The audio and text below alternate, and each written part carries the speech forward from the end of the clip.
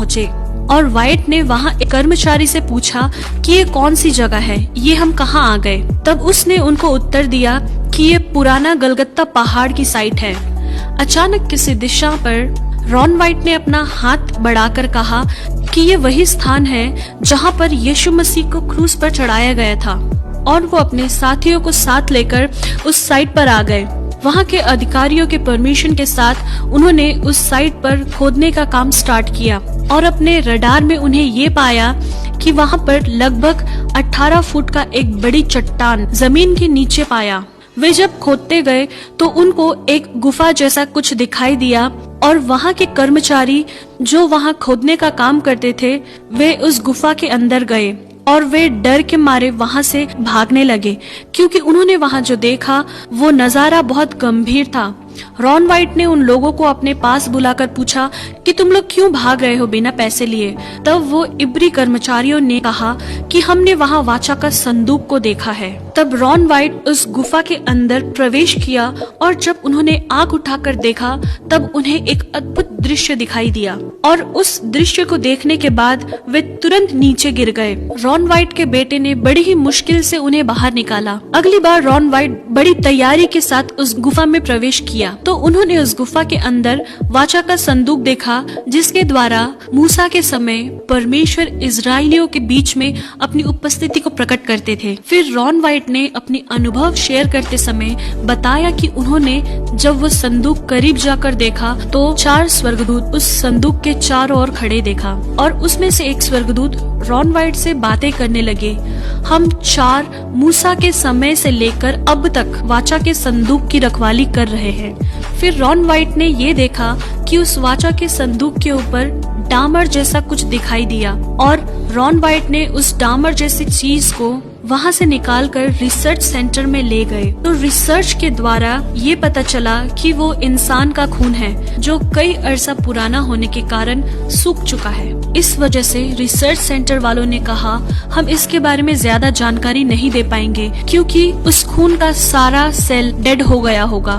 मगर Ron white जो पहले मेल नर्स भी रह चुके हैं उन लोगों से रिक्वेस्ट किया कि आप लोग कृपया इस ब्लड का DNA पता करने की कोशिश करिए। उनकी बात मानकर उस रिसर्च सेंटर वालों ने ब्लड को 24 आवर तक सॉल्यूशन में रखा और 24 घंटे के बाद उन्होंने उस ब्लड को टेस्ट के लिए डाल दिया। जब उन्होंने उस ब्लड की जांच की तो उन्हें एक आश्चर्यजनक बात पता चली और उन्होंने रॉन वाइट को बुलाकर बताया कि ये ब्लड सेल अभी तक मरा नहीं, ये ब्लड अभी भी जिंदा है। और उन्होंने उसका DNA के लिए खोज किया तो वे ये बात देखकर हैरान हो गए जैसे कि एक नॉर्मल मनुष्य के DNA में 23 पेयर्स ऑफ क्रोमोसोम होते हैं, जिनमें से 23 माता के होते हैं और 23 पिता के, मगर उस ब्लड में सिर्फ 23 ही क्रोमोसोम दिखाई दिए, जिससे रॉन वाइट को ये पता चला कि ये यीशु मसीह का खून है जो पुरुष से नहीं मगर पवित्र आत्मा से जो मरियम के कोख में पैदा हुआ। और उन्हें इस बात की पक्कीकरण करने के लिए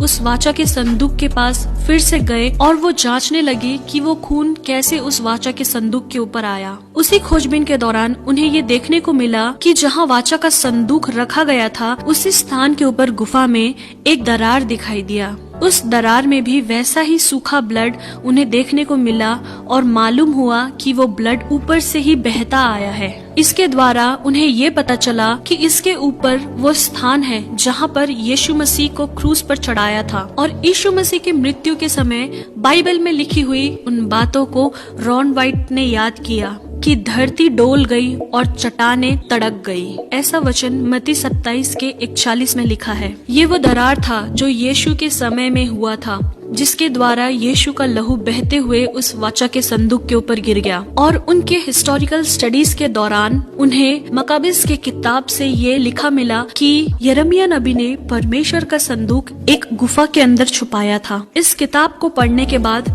रॉन वाइट ने ये जाना कि ये पिता परमेश्वर की योजना हो सकती है कि यिर्मयाह नबी के द्वारा उस वाचा के संदूक को उसी गुफा में छुपाया हो जिस गुफा के ऊपर प्रभु यीशु मसीह को क्रूसीफाई किया था। वो यीशु मसीह का क्रूसीफाई का साइट था और जहाँ से प्रभु यीशु मसीह का खून बहकर उस वाचा के संदूक के ऊपर पड़ा। शायद ये पिता परमेश्वर की मर्जी थी अपने पुत्र का लहू उस वाचा के संदूक के ऊपर पड़े, जिस वाचा के संदूक के ऊपर पुराने नियम से हम जानते हैं कि महायाजक लोग जानवरों का खून लेकर वहाँ बलि चढ़ाते थे लोगों के पाप का क्षमा के लिए। मगर अपने पुत्र के एकमात्र बलि के द्वारा पिता परमेश्वर ने उस बहुमूल्य लहू को वाचा के संदूक के ऊपर छिड़काया, जिससे सारी मानव जाति के पापों की क्षमा का सबूत हमें मिलता है। प्रियो, ये बात रॉन वाइट सारे मसीहों को बता नहीं पाए, उनका देहांत हो गया। मगर रॉन वाइट ने जो जो बाइबल की खोज किया है वो सब हम उनकी वेबसाइट में देख सकते हैं। शायद हमें इसका पक्का सबूत ना भी मिले, मगर मैं एक बात जरूर विश्वास करती हूँ और आप लोगों को ये बताना चाहती हूँ कि हमारे प्रभु यीशु मसीह का लहू आज भी जीवित है, क्योंकि इब्रानियों की पत्री में लिखा है, नई वाचा के मध्यस्थ यीशु और छिड़काव के उस लहू के पास आए हो जो हाबिल के लहू से भी उत्तम बातें करता है। हाँ मेरे प्रियो, हमारे प्रभु यीशु मसीह का लहू हाबिल के लहू से भी उत्तम बातें करने वाला है, जो आज भी जिंदा है। और उसी लहू आपको और आपके घर वाले को इस महामारी के बीच में रक्षा